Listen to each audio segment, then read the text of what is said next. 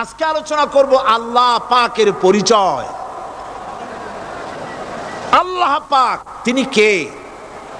আমরা বলি আল্লাহ। আমরা কি বলি? বলেন সবাই, কি বলি? আমি অনেকবার আপনাদেরকে এই কথাটা বলেছি, বোধহয় নিশ্চয়ই মনে আছে। আল্লাহ এই উচ্চারণটা আমাদের অনেকের হয় না, কেউ বলে না আল্লাহ। আল্লাহ পাকের উচ্চারণটা হচ্ছে, আল্লাহ পাকের নামের উচ্চারণ হচ্ছে আল্লাহ। মুখটা একটু গোল হয়ে যাবে, বলেন আল্লাহ আল্লাহ সুবহানাল্লাহ। পৃথিবীতে বিভিন্ন জাতি তার স্রষ্টাকে, তারা যাকে স্রষ্টা মনে করে বিভিন্ন নামে ডাকে। কেউ বলে ভগবান, কেউ বলে ঈশ্বর, কেউ বলে পরমেশ্বর, কেউ বলে বিধাতা, কেউ বলে গড। বিভিন্ন নামে লোকেরা এভাবে ডাকে। তো ভগবান বললে তার প্রতিশব্দে স্ত্রীলিঙ্গে কি আসে? বলেন ভগবতী। ঈশ্বর বললে স্ত্রীলিঙ্গে কি আসে? ঈশ্বরী।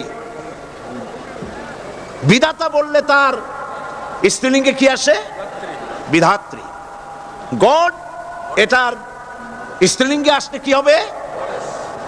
তো প্রত্যেকটি, তারা যে ভাষায় আল্লাহকে ডাকে, প্রত্যেকটি ভাষায় স্ত্রীলিঙ্গে একটি প্রতিশব্দ আসে। আল্লাহ এর স্ত্রীলিঙ্গে, এর প্রতিশব্দে আরেকটি শব্দ কি গোটা বিশ্ব খুঁজে পাওয়া যাবে? জোরে বলেন, যাবে? যাবে না। এবং অন্যান্য নামগুলি সন্ধি বিচ্ছেদ করলে অর্থই হবে না। গড, এটাকে যদি উল্টায়া বলা হয় তাহলে কি হয়ে যাবে? এবার দেখুন, আল্লাহ এই নাম, আল্লাহর পরিচয় কি? যদি বলা হয় যে আল্লাহর পরিচয় কি, শুধু আল্লাহ দিয়ে আল্লাহকে চেনা যাবে, আল্লাহকে চেনা যাবে। আল্লাহ রাব্বুল আলামিন বলছেন, আল্লাহু লা ইলাহা ইল্লা হুয়াল হাইয়ুল কাইয়্যুম। আল্লাহ হচ্ছেন তিনি যিনি ছাড়া কোনো ইলাহ নাই, মাবুদ নাই, উপাস্য নাই। সুবহানাল্লাহ। এখন আল্লাহর যদি প্রথম একটা অক্ষর আলিফ ছেড়ে দেওয়া হয় তাহলে থাকবে কি? লিল্লাহ। এই লিল্লাহ দিয়েও কেউ যদি আল্লাহর পরিচয় পেতে চায় তাহলে পেয়ে যাবে। আল্লাহ রাব্বুল আলামিন কোরআনে কারীমের ভিতরে শুধু লিল্লাহ দিয়েও আল্লাহকে চেনার ব্যবস্থা করেছেন। লিল্লাহি মা ফিস সামাওয়াতি ওয়া মা ফিল আরদ। আকাশ এবং জমিনের সার্বভৌমত্বের একচ্ছত্র মালিকানা কার? আল্লাহ পাকের। এখন লিল্লাহ থেকে একটা লাম ছেড়ে দেন, কি থাকবে? লাহু। এই লাহু দিয়েও আল্লাহর পরিচয় পাওয়া যাবে, যাবে না? কোরআন বলছে, লাহু মাকালিদুস সামাওয়াতি ওয়াল আরদি ইউবসিতুর রিজকা লিমান ইয়াশা। আকাশ এবং জমিনের রিজকের চাবিকাঠি আল্লাহ পাকের কাছে, যারে খুশি তিনি পর্যাপ্ত রিজক তিনি দান করেন। সুবহানাল্লাহ। এবার লাহুর লাম ছেড়ে দেন, থাকবে কি? একটা অক্ষর। এই একটি অক্ষর দিয়ে আল্লাহ পাকে চেনা যাবে। ইন্নাহু হুয়াল গফুরুর রহিম। তিনি হচ্ছেন মহা ক্ষমাশীল, দয়াবান। আল্লাহর পরিচয় আল্লাহকে দিয়েই জানা যায়। আল্লাহর পরিচয় হচ্ছে তিনি এই আকাশ সৃষ্টি করেছেন, এই জমিন সৃষ্টি করেছেন, মানব গোষ্ঠীকে সৃষ্টি করেছেন। আকাশের স্রষ্টাকে, জমিনের স্রষ্টাকে, মানুষের স্রষ্টাকে আল্লাহ পাক। দেখুন, আল্লাহ পাক আকাশের স্রষ্টা, জমিনের স্রষ্টা, মানুষের স্রষ্টা। এই কথাকে ভুলিয়ে দেওয়ার জন্যে, এই কথাটিকে ভুলিয়ে দেওয়ার জন্য আল্লাহকে অস্বীকার করছে এক শ্রেণীর লোকেরা। তারা বলছে দেয়ার ইজ নো গড, স্রষ্টা বলতে কেউ নাই। Unseen is nothing. আল্লাহ পাক সকলকে কোরআন বোঝার তৌফিক দান করুন, বলি আমিন। আল্লাহ পাক কোরআনকে বোঝার জন্য, আল্লাহকে চেনার জন্য ব্যবস্থা করেছেন। ওরা বলছে কি আনসিন ইজ নাথিং, যা দেখা যায় না সেটা কিছুই না, সেটা বিশ্বাস করি না। তো আল্লাহর যখন রং নাই, গন্ধ নাই, তাকে বিশ্বাস করি কেমনে? বলেন নাউজুবিল্লাহি মিন যালিক। আরে ভাই, তোমরা তো এমন বহু জিনিস আছে যা না দেখে বিশ্বাস করো। আপনারা কি বাতাস দেখেছেন? বিশ্বাস করেন কিনা? বিশ্বাস করেন কিনা? আপনারা কি ইথার দেখেছেন? বিশ্বাস করেন কিনা? ফুলের গন্ধ দেখেছেন কিন্তু বিশ্বাস করেন কিনা? মাধ্যাকর্ষণ শক্তি, ল অফ গ্র্যাভিটেশন আপনারা চোখে দেখেছেন? বিশ্বাস করেন কিনা? অনেক জিনিস এমন আছে যা আমরা চোখে দেখি না কিন্তু বিশ্বাস করি। হযরত ইমাম আবু হানিফা রাহমাতুল্লাহ আলাইহির সাথে এক নাস্তিকের বহস হবে। স্থান এবং তারিখ নির্ধারণ করা হলো। ইমাম সাহেব দেরি করে আসলেন। নাস্তিক বলছে, আমি আপনার সঙ্গে কোনো বিতর্কে যেতে চাই না, কারণ আপনি ওয়াদা রক্ষা করতে পারেন নাই, নির্ধারিত সময়ের অন্তত 3 ঘন্টা পরে এসেছেন। তিনি বললেন, আমি কেন দেরি করলাম সেটা তো তুমি জিজ্ঞেস করবে। আচ্ছা বলেন কেন দেরি করেছেন? তিনি বললেন, দেখো এই জায়গায় আসার পথে একটা নদী বেঁধেছিল, তো আমি আসবো কি করে? আমার কাছে পারাপারের কোনো বন্দোবস্ত ছিল না। এক পর্যায়ে হতাশ হয়ে গেলাম, আমার বোধহয় যাওয়াই হবে না। শেষ পর্যন্ত আমি দেখতে পেলাম হঠাৎ করে আমার পাশে একটা ফলের বীজ পড়লো, তা দিয়ে একটা গাছ অঙ্কুরিত হলো। দেখি না তা গাছটা একটা ময়ূর হয়ে পরিণত হয়ে গেল। কই থেকে একটা করাতে সে গাছটা কেটে ফেলে দিল। ফটাফট কতগুলি তক্তা বেরিয়ে আসলো, কোথার থেকে একটা হাতুড়ি আর কতগুলি লোহা এসে ঠাস ঠাস করে বাড়ি লেগে একটা কিস্তি তৈরি হয়ে গেল। কিস্তিটার ধাপায় পড়লো নদীতে, আমি লাফ দিয়ে উঠলাম, তাই পার হয়ে আসতে যা দেরি হলো। নাস্তিক বলছে, আপনার সাথে আমি জানছিলাম যে আপনি অত্যন্ত বুদ্ধিমান মানুষ, কিন্তু যে ঘটনা শুনাইলেন আপনার স্ক্রু একটাও টাইট আছে বলে মনে হয় না, আপনার সাথে আর কোনো বহস নয়। তিনি বললেন, কেন? কই বহস না, আপনি বলছেন যে এইরকম একটা গাছ চারা হয়ে গেল, সাথে সাথে বিনা মিস্ত্রিতে গাছটা কাটলো, তারপর এইটা দিয়ে তক্তা হইলো, লোহা আসলো, হাতুড়ি হইলো, বিনা মিস্ত্রিতে কিস্তি তৈরি হয়ে গেল, নৌকা এটা পড়লো নদীতে, আর বিনা মাঝিতে আপনি পার হয়ে আসলেন। এটা কি আদৌ সম্ভব? ইমাম আবু হানিফা রাহমাতুল্লাহ আলাইহি বলছেন, তোমার সাথে আমি কোনো কিতাব দিয়ে ঝগড়া করব না, কোনো কিতাব দিয়ে আমি তোমার সাথে বহস করব না। এই একটি দৃষ্টান্ত তোমার জন্য যথেষ্ট। একটা মিস্ত্রি ছাড়া যদি একটা কিস্তি তৈরি না হতে পারে, একটা গাছ কেটে তক্তা যদি না হতে পারে, এই বিশাল আকাশ, এই বিশাল জমিন, আর তোমার মতো এরকম একটা সুন্দর মানুষ বিনা মিস্ত্রিতে, বিনা স্রষ্টায় তৈরি হলো কেমনে? এক কথায় নাস্তিক বলছে, আমার জীবনের ভুল ধরা পড়লো। নাস্তিক বলছে, জীবনের ভুল ধরা পড়েছে, আমি মুসলমান হয়ে গেলাম। লা ইলাহা ইল্লাল্লাহু মুহাম্মাদুর রাসূলুল্লাহ। আমি দাঁড়াতে বলি নাই, মেহেরবানি করে বসুন, কান মন দিয়ে আল্লাহর পরিচয় শুনুন। কোরআন শরীফে আল্লাহ রাব্বুল আলামিন শিখায় দিয়েছেন, বলো রব্বি জিদনি ইলমা। পড়েন সবাই, রব্বি জিদনি ইলমা। আয় আল্লাহ, তুমি আমার বুদ্ধি বাড়াও নাকি? তুমি আমার কি বাড়াও?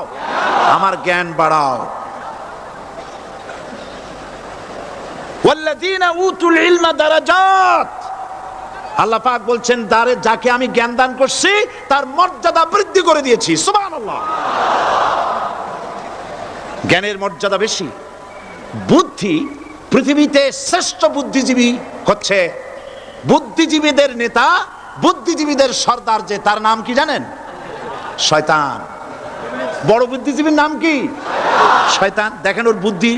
আর আদম আলাইহিস সালামকে আল্লাহ পাক কি দিয়েছিলেন? ইলম। কি দিয়েছিলেন? ওয়া আল্লামা আদামাল আসমা কুল্লাহা। আমি আদমকে কি দিছি? জ্ঞান দান করেছি। শয়তান হলো বুদ্ধিজীবী। ও বুদ্ধিজীবী করলো কি দেখেন, আল্লাহ পাক বললেন আদমকে সৃষ্টি করে, উসজুদু লিআদামা ফাসাজাদু ইল্লা। আল্লাহ রাব্বুল আলামিন উপস্থিত সকলকে হুকুম করলেন, আমার আদমকে সেজদা দাও। সবাই সেজদা করলো। করলো না কে? মিস্টার ইবলিস সেজদা করলো না। আল্লাহ পাক প্রশ্ন করলেন, ইবলিস তুমি আমার হুকুম মানলে না কেন? কেন তুমি সেজদা করলে না? শয়তান তখন বুদ্ধির আশ্রয় নিল। শয়তান বলল, খালাকতানি মিন নার ওয়া খালাকতাহু মিন তিন। আয় আল্লাহ, তুমি তো আমারে বানাইছো আগুন দিয়ে, আর আদমকে বানিয়েছো মাটি দিয়ে। আনা খায়রুম মিনহু, আমি তার থেকে উত্তম, কারণ তুমি আমাকে একটা অবৈজ্ঞানিক আদেশ করেছো। মাটির গতি নিম্নমুখী আর আগুনের গতি ঊর্ধ্বমুখী। ঊর্ধ্বমুখী জিনিসকে নিম্নমুখী জিনিসের সামনে মাথা নত করতে বলা সম্পূর্ণ আনসাইন্টিফিক। এই জন্য আমি এটা মানতে পারিনি। আল্লাহ পাক বললেন কিচ্ছু না, মানুষ জায়গা না পাই আসতেছে, বসান। এখানে যারা দাঁড়িয়েছে বসা লোকেরা, তাদেরকে বসায় দেন, বসেন। আরে ভাই, আপনারা বোঝেন না কেন? আপনারা বোঝেন না কেন? সরকারের সোনার ছেলেরা এইখানে আসার সাহস করবে না। জায়গা পায় না।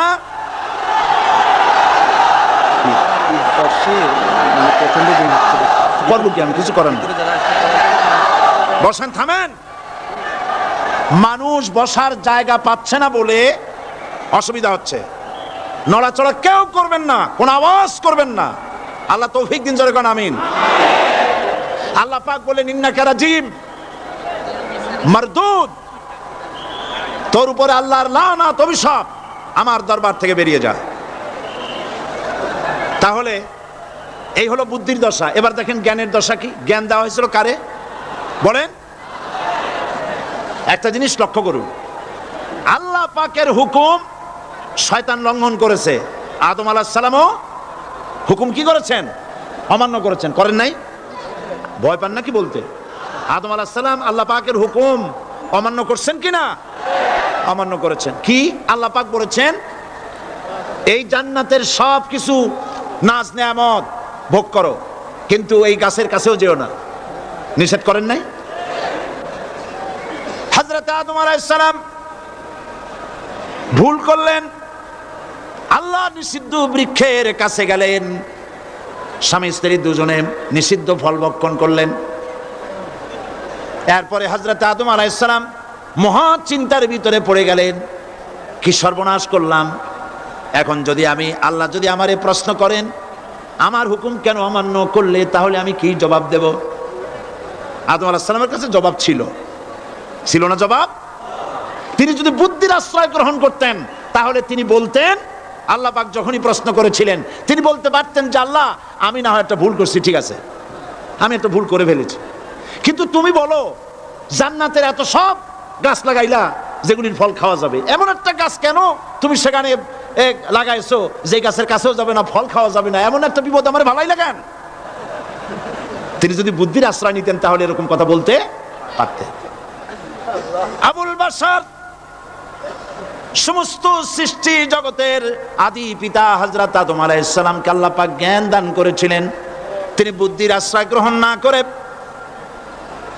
তিনি জ্ঞান দ্বারা বুঝতে পারলেন সবলকে দুর্বলকে যদি বাঁচতে হয় মহাশক্তিধরের সামনে বিনা শর্তে মাথা নিচু করে দিতে হয়, আর্গুমেন্ট করা যায় না। সত্য সত্যি আল্লাহ প্রশ্ন করলেন, আদম আমার হুকুমটা ভাঙলা কেন? হযরত আদম আলাইহিস সালাম কোনো আর্গুমেন্ট পেশ না করে তিনি বিনয়ের সাথে কেঁদে কেঁদে বললেন, রব্বানা যালামনা আনফুসানা ওয়া ইন লাম তাগফির লানা ওয়া তারহামনা লানাকুনান্না মিনাল খাসিরিন। সবাই পড়েন, রব্বানা যালামনা আনফুসানা ওয়া ইন লাম তাগফির লানা ওয়া তারহামনা লানাকুনান্না মিনাল খাসিরিন। হায় আল্লাহ পাক, আমি আমার নফসের উপরে জুলম করেছি, অত্যাচার করেছি, তুমি যদি আমাকে ক্ষমা না করো, দেখেন জ্ঞান কত, তুমি যদি আমাকে ক্ষমা না করো আর আমার প্রতি যদি করুণা না করো, তার মানে হলো শুধু ক্ষমা করলে হবে না, শুধু ক্ষমা করলে হবে না, ক্ষমা করে আমার প্রতি করুণা করে আবার তোমার রহমতের কোলে টেনে নিতে হবে, নইলে পরে লানাকুনান্না মিনাল খাসিরিন, ক্ষতিগ্রস্ত হয়ে যাব। মাফও করবা, করুণাও করবা। সুবহানাল্লাহ ওয়া বিহামদিহি। আল্লাহ পাক দুজনকেই পাঠায় দিলেন। শয়তান আসলো, শয়তান হইয়া আদম আলাইহিস সালাম হলেন। তার ভুল মাফ হয়ে গেল, নবুয়তের মর্যাদা দিয়ে আল্লাহ পাক পৃথিবীতে পাঠায় দিলেন। সুবহানাল্লাহ। সুতরাং কোরআন শরীফে কোথাও বুদ্ধির কথা নাই, জ্ঞানের কথা আছে। আল্লাহ পাক বলছেন, আমি আদম, আমি দাউদ এবং সুলাইমানকে জ্ঞান দান করেছি, ইব্রাহিমকে জ্ঞান দান করেছি। কোরআন শরীফের বহু জায়গায় শুধু জ্ঞানের কথাই বলা হয়েছে। সুবহানাল্লাহ ওয়া বিহামদিহি। সুতরাং বুদ্ধিজীবী, এই বুদ্ধিজীবীরা তারা আসল জ্ঞানটা নাই। আসল জ্ঞান কোনটা বলেন, কোনটা? ডক্টর শহীদুল্লাহ মরহুম, আমি অনেকবার বলেছি তার কথা, আল্লাহ তাকে জান্নাতুল ফেরদাউস নসিব করুন, বলেন আমিন। ডক্টর শহীদুল্লাহ মরহুম বলতেন তার লোকদেরকে যে তোমরা বিদেশ থেকে অনেক ডিগ্রি নামের আগে আনতে পারো, তোমরা পণ্ডিত, একথা আমি স্বীকার করি, কিন্তু কোরআন শরীফের জ্ঞান যদি না থাকে তাহলে পণ্ডিতের আগে আর একটা শব্দ বসবে, মূর্খ পণ্ডিত। কোরআনের জ্ঞান পাণ্ডিত্যকে পরিপূর্ণ করে দেয়, কারণ ওয়ামা উতীতুম মিনাল ইলমি ইল্লা কালিলা। সুবহানাল্লাহ। আল্লাহ পাক বলছেন তোমাদেরকে সামান্যতম জ্ঞান দান করেছি। কতটুকুন জ্ঞান? কতটুকুন? সামান্যতম জ্ঞান দান করেছি। ইল্লা কালিল বলা হয়নি, কালিলা, সামান্যতম। তমর অর্থ যারা বোঝেন তারা নিশ্চয়ই বুঝতে পারেন তমটা কি। সামান্যতম, সামান্যের সামান্যের কত কত সামান্যতম তো আল্লাহ পাক ভালো জানেন। এই জন্য আমি বলি, এই যে আল্লাহ সামান্যতম জ্ঞান আমাদের দিলেন, সুবহানাল্লাহ, এই সামান্যতম জ্ঞান যদি এইরকম হয়, গোটা পৃথিবীটা এখন নজরুল ইসলাম আমাদের জাতীয় কবি, আল্লাহ তারেও বেহেশত দান করুন, কোন আলহামদুলিল্লাহ, জোরে বলেন আমিন। নজরুল ইসলামও কবি, আর আমাদের দেশেও সরকারের ঘোষিত কবি, প্রধান কবি। একজন জাতীয় কবি তিনি বলছেন, মসজিদেরই পাশে আমার কবর দিও ভাই, যেন সকাল সন্ধে মুয়াজ্জিনের আজান শুনতে পায়। জাতীয় কবি। আর এই সরকারের দৃষ্টিতে প্রধান কবি যিনি, তিনি বলছেন ফজরের আজান যখন শুনি মনে হয় বেশ্যা তার খরিদ্দার ডাকতেছে। আমি বলেছি এটা তো তুমি শুনবাই, কারণ ছাত্র জীবন থেকে ওই আওয়াজ শোনার যাদের অভ্যেস, বুড়া হইছে এখনো বেশ্যার আওয়াজ ছাড়ার কানে কিছুই আসে না।